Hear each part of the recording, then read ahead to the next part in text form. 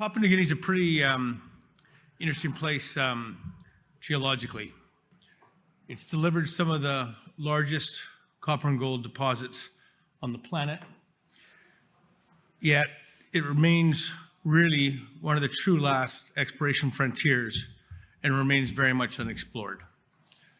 That seems to be changing, and the evidence I have of that is the principal lab in Lae, Papua New Guinea last year did 38,000 assay samples. At the end of June, as of the end of June, they'd done 70,000.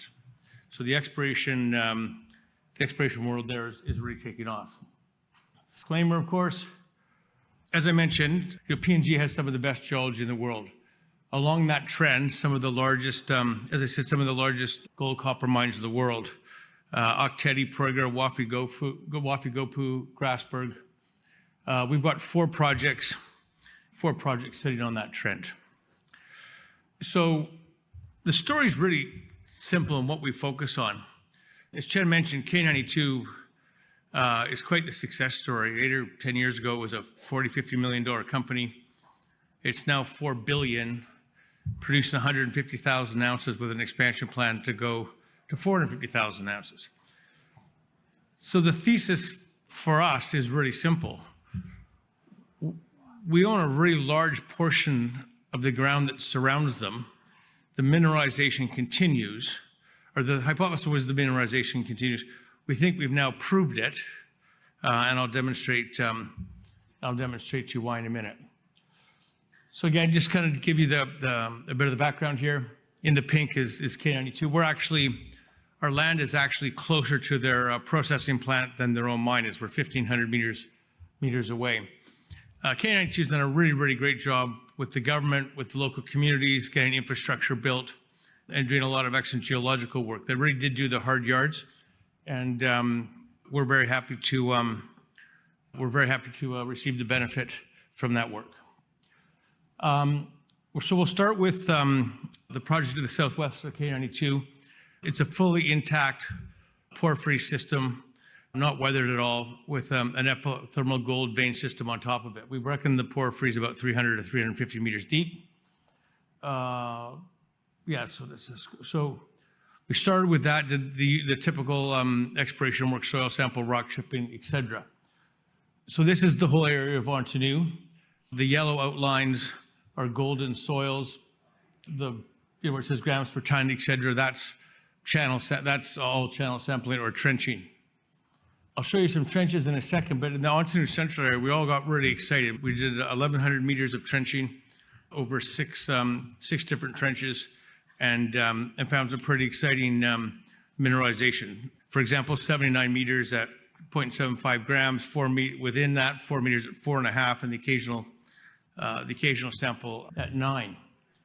Again, that's just sort of a zoom in on the central area, and you can see sort of up towards the top left there, you can see the trench 1. This is a more detailed breakdown of the trenching, and you can see there's definitely a mineralized trend that's going through the center of it. So we got all really excited about it. We bought a drill, put together a drill program, started building drill pads, and we're all really excited to get going. Then we hired some additional geologists to go do some extra work, and then they found something which, in the nicest possible way, changed the plan. So this is Antanu Northeast.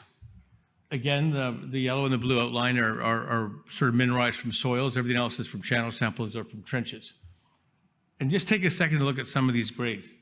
10.3% copper, 600 grams silver, and 9 grams gold. That's about 30 or so assays. We took 700 samples. The labs there are pretty backed up. We've been waiting not so patiently for a month or two for the assays. We started to get assays this week, past Thursday, and the expectation is we'll start to get a pretty steady flow of those. And as appropriate, obviously we'll release them, but that will be shortly. The exciting bit here is up in this area where the bright red is, we'll be drilling in the next 2 or 3 weeks. The luxury of owning your own drill is you can kind of go when and if you please. Trying to hire drill contractors anywhere in the world these days is pretty tough going. Okay, I got to get moving here. So that's the property to the southwest. This is to the northeast. And when I showed this slide at the conference in January, it got a lot of interest. This is a mobile MT survey that we did in conjunction with K92. We did it to save costs. The top right, colorful, is us. The bottom left, colorful, is them. The gray area there, they wouldn't release. And I'm like, why not? So that was January. Since then, we've gone and done a whole bunch of exploration work up there, and this is what we found. So this is, again, a lot of soils, but some rock samples. So there's definitely a mineralized system. And then we did an inverted magnetic study, and you can see sort of the source intrusion there. So we're pretty comfortable that that's mineralized. Again, we've got a bunch of assays coming. There's 30 or 40 people in the field working up there every day. So cognizant of time here, obviously important to have great geology, great jurisdiction, but you need to be able to need to operate. We've got a super experienced team. I, for one, founded a company called Torex Gold. We took a $4 million shell. It's now worth $4 billion, producing 450,000 ounces, which I founded in 2009. Timo Jarusta, who we just hired as their CEO, used to be the ex-head of exploration and corporate development for Gold Corp and for Placer Dome. He's worked in Papua New Guinea, supervised exploration programs around the world for 40 years. He lives in Brisbane, so it's a 3-hour flight.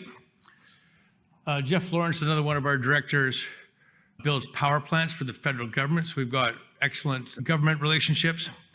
Alex Davidson, who sits on our board, was the ex-head of exploration for Barrick, who made the original K92 discovery, goodness, that was 30, 40 years ago. And this is just kind of a fun picture. The gentleman holding the pad there is the clan lead, the chief of one of the clans, the landowners where we operate. And then there in the bottom right is myself and the Prime Minister. So board we've covered. I'll just leave you with a funny point. So that's James, our community engagement leader. People in PNG are more crazy about rugby than Canadians are about hockey, if you can believe that. And James used to be a star of the national team. So we try and go and negotiate with landowners. It's initially he signs autographs and then we negotiate. Super tight share structure, under 52 million shares. We've got $3 billion in the bank. That'll get us through our drill program. 10 of us kind of own about 70%. One of the goals of being here is to broaden that shareholder base. Of those 10 groups, 6 of them are institutions.